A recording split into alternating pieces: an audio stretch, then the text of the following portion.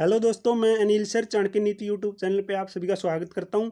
आज की वीडियो में हम करेंगे इंडिया जी के महत्वपूर्ण प्रश्न। जैसे कि हमने पिछली वीडियो में हरियाणा जी के महत्वपूर्ण प्रश्न किए, तो दोस्तों आज हम आपके लिए स्पेशल इंडिया जी के महत्वपूर्ण प्रश्नों की वीडियो लेके आए हैं। तो वीडियो में अंत तक बने रहिएगा, वीडियो को स्किप मत कीजिएगा। और अब तक आपने हमारे इस चैनल को सब्सक्राइब नहीं किया तो चैनल को सब्सक्राइब कीजिएगा और साथ में बेल आइकन के बटन को प्रेस कीजिएगा, ताकि आने वाली हर वीडियो की नोटिफिकेशन आपको मिलती रहे। और आपने कमेंट में जरूर बताना है जो हम क्वेश्चन करें उनमें से आपने कितने क्वेश्चन का सही जवाब किया है। तो दोस्तों फर्स्ट क्वेश्चन की ओर हम बढ़ते हैं। फर्स्ट क्वेश्चन क्या है?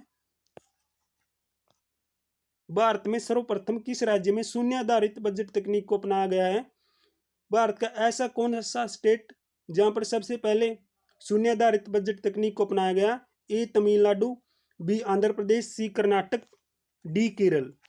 तो सभी जल्दी से अपना आंसर बताएंगे कि भारत का ऐसा कौन सा सबसे पहले स्टेट है जहां पर शून्य आधारित बजट तकनीक को अपनाया गया है। तो कौन सा स्टेट है? जल्दी से सभी अपना आंसर बताएंगे।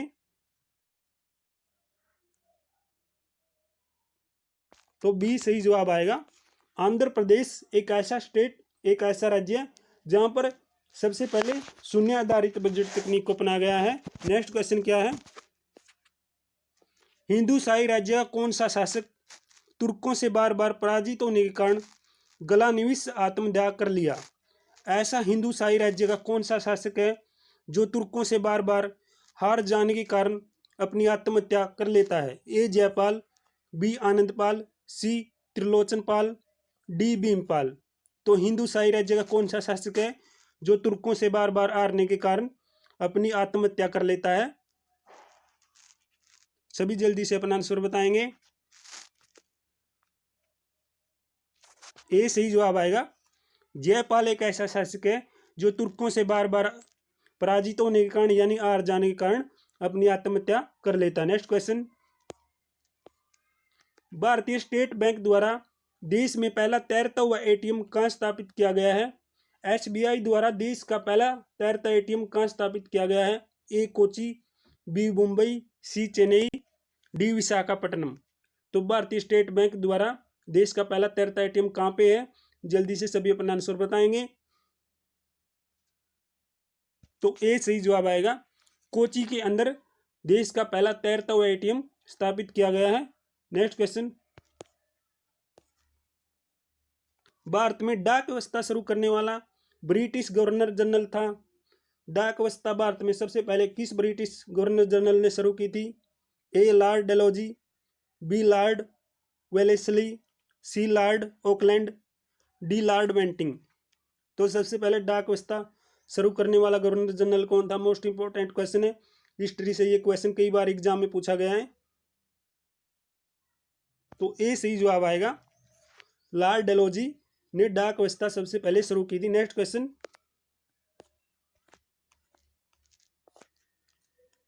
विजयनगर के साम्राज्य की वित्तीय अवस्था की मुख्य विशेषता क्या है?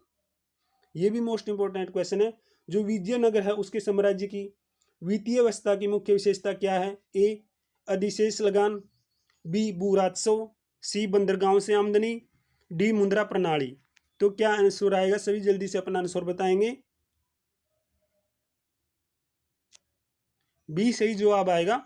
भू राजस्व विजयनगर के साम्राज्य की जो वित्तीय अवस्था है उसकी मुख्य विशेषता है। नेक्स्ट क्वेश्चन,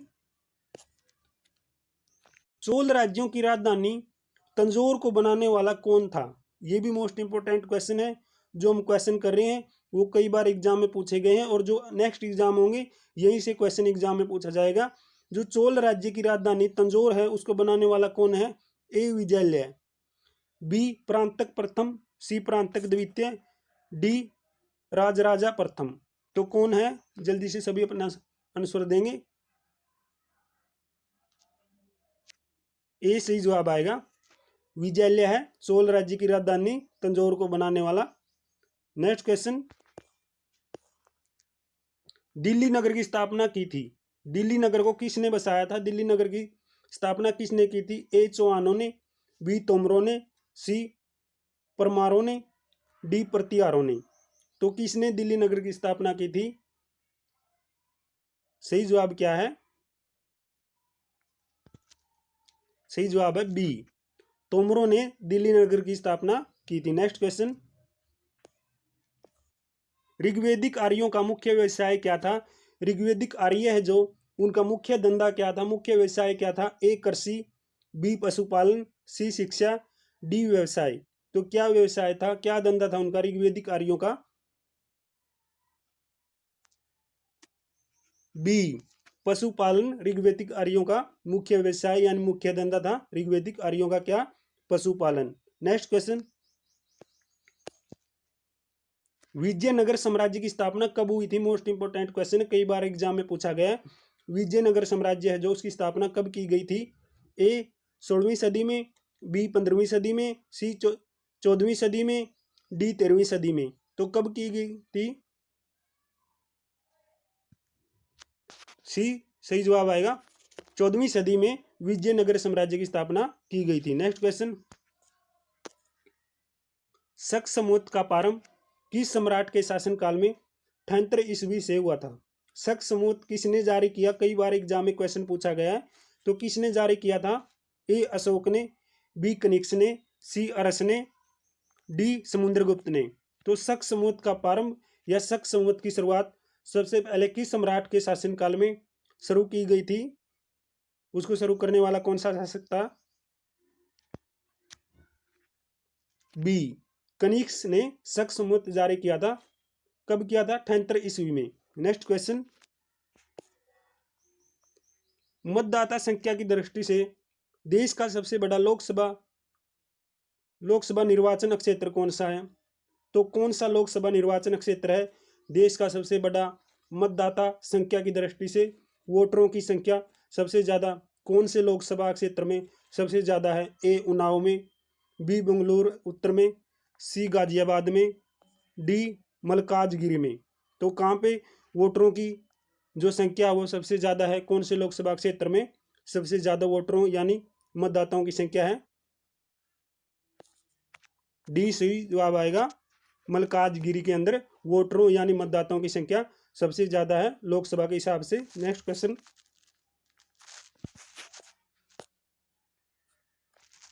भारतीय रिजर्व बैंक की खुला बाजार कार्रवाई का अर्थ है क्रय और विक्रय। जो भारतीय रिजर्व बैंक है उसकी खुला बाजार जो कार्रवाई है उसका क्या अर्थ है? क्रय और विक्रय। ए वाणिज्यिक बिलों का, बी विदेशी मुद्रा का, सी स्वर्ण का यानी सोने का, डी सरकारी बॉन्डों का। तो क्या आंसर आएगा? डी सही जवाब आएगा, सरकारी बॉन्डों का या बांडों का। क्या है? भारतीय रिजर्व बैंक की खुला बाजार कार्रवाई का अर्थ क्या आएगा? क्रय और विक्रय, सरकारी बॉन्डों का। नेक्स्ट क्वेश्चन, किसके द्वारा मंदिरों में प्रवेश के अधिकार की मांग की प्रस्तुति के कारण 1899 में तिरुनेलवेली में भयंकर दंगे हुए थे?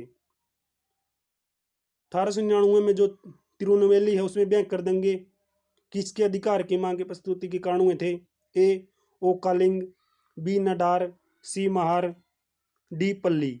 तो क्या आंसर है? सभी जल्दी से अपना आंसर देंगे, मोस्ट इंपोर्टेंट क्वेश्चन है इंडिया जीके का ये। बी सही जवाब आएगा, नडार की प्रस्तुति के कारण 1899 में तिरुनेलवेली में भयंकर दंगे हुए थे। नेक्स्ट क्वेश्चन, बैंक दर वह दर है जिस पर, बैंक दर कौन सी दर है?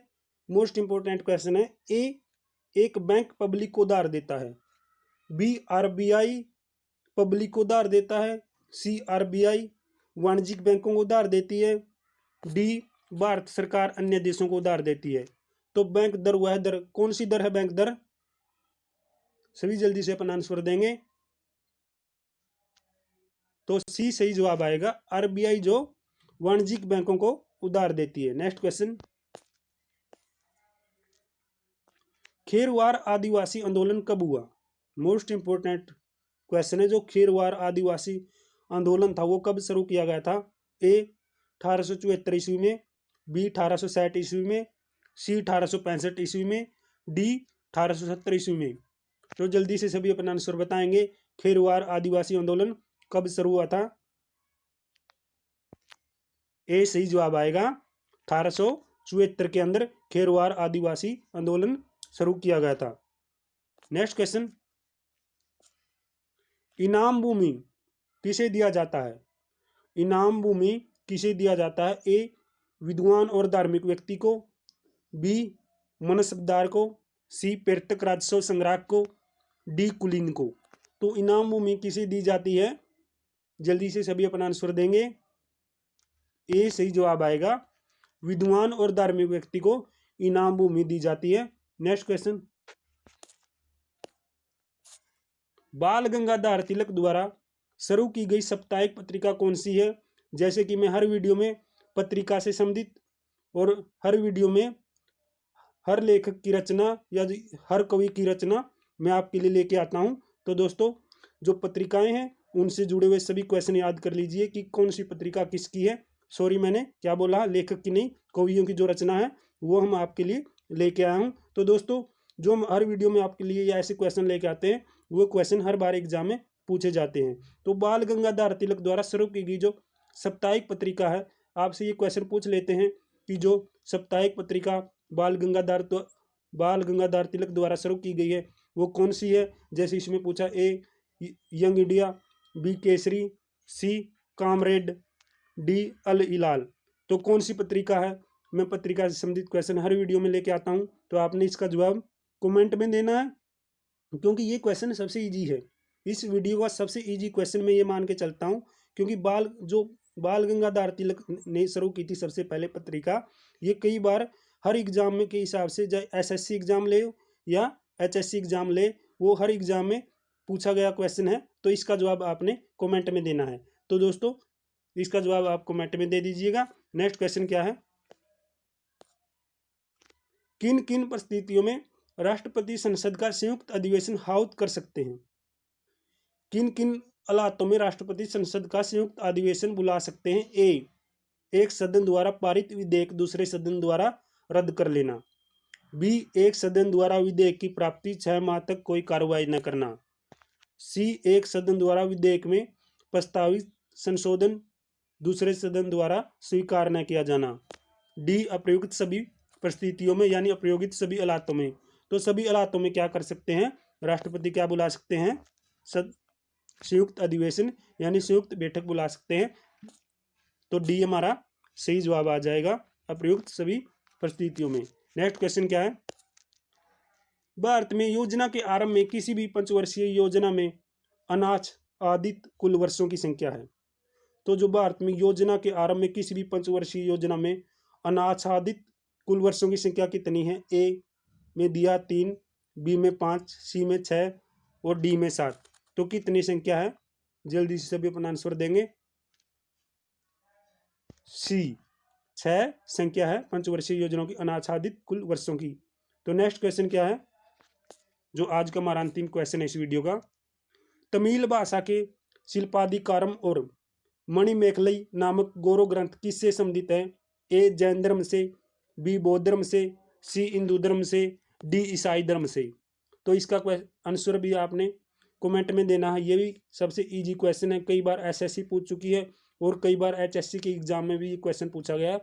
जो शिल्पाधिकारम और मणिमेखलई नामक गौरव ग्रंथ है वो किससे संबंधित है? तो दोस्तों जो आज के हमने टॉप 20 क्वेश्चन इंडिया जीके कही हैं, तो उसका जो जवाब आपने कमेंट सेक्शन में बताना है कि ये क्वेश्चन आपको कैसे लगे। तो दोस्तों अब हम आपको नेक्स्ट वीडियो में मिलते हैं, तब तक दोस्तों थैंक्स फॉर वॉचिंग। जय हिंद, जय भारत।